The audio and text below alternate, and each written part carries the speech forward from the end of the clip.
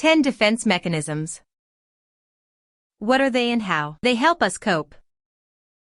Defense mechanisms are behaviors people use to separate themselves from unpleasant events, actions, or thoughts.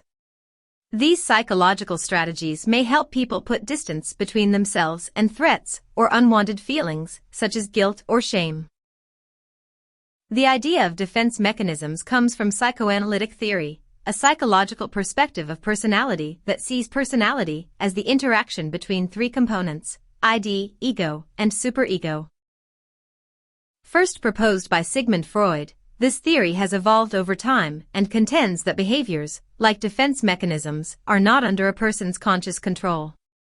In fact, most people do them without realizing the strategy they're using. Defense mechanisms are a normal, natural part of psychological development. Identifying which type you, your loved ones, even your coworkers use can help you in future conversations and encounters. Top 10 Most Common Defense Mechanisms. Dozens of different defense mechanisms have been identified. Some are used more commonly than others. In most cases, these psychological responses are not under a person's conscious control. That means you don't decide what you do when you do it. Here are a few common defense mechanisms. 1. Denial. Denial is one of the most common defense mechanisms. It occurs when you refuse to accept reality or facts.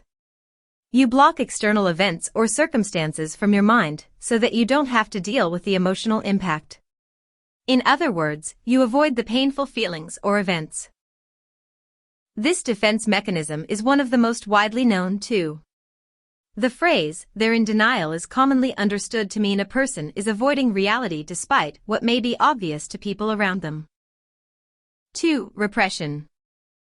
Unsavory thoughts, painful memories, or irrational beliefs can upset you.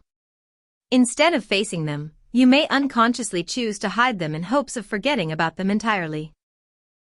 That does not mean, however, that the memories disappear entirely. They may influence behaviors, and they may impact future relationships. You just may not realize the impact this defense mechanism is having. 3. Projection. Some thoughts or feelings you have about another person may make you uncomfortable. If you project those feelings, you're misattributing them to the other person. For example, you may dislike your new coworker, but instead of accepting that, you choose to tell yourself that they dislike you. You see in their actions the things you wish you could do or say. 4. Displacement. You direct strong emotions and frustrations toward a person or object that doesn't feel threatening. This allows you to satisfy an impulse to react, but you don't risk significant consequences.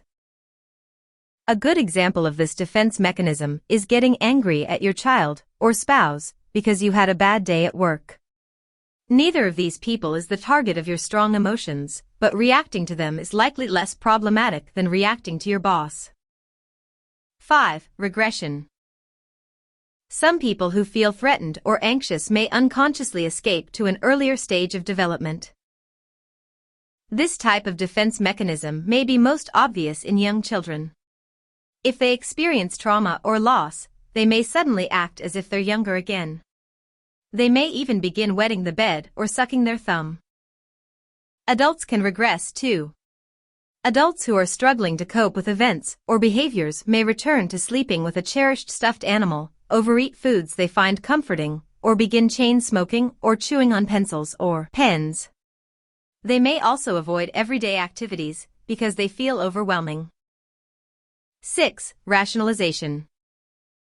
Some people may attempt to explain undesirable behaviors with their own set of facts. This allows you to feel comfortable with the choice you made, even if you know on another level it's not right. For example, people who might be angry at coworkers for not completing work on time could be ignoring the fact that they're typically late too. 7. Sublimation. This type of defense mechanism is considered a positive strategy. That's because people who rely on it choose to redirect strong emotions or feelings into an object or activity that is appropriate and safe.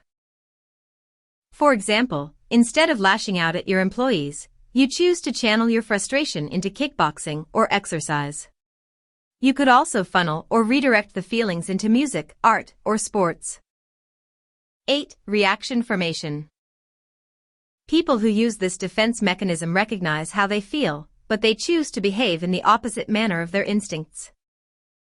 A person who reacts this way, for example, may feel they should not express negative emotions, such as anger or frustration.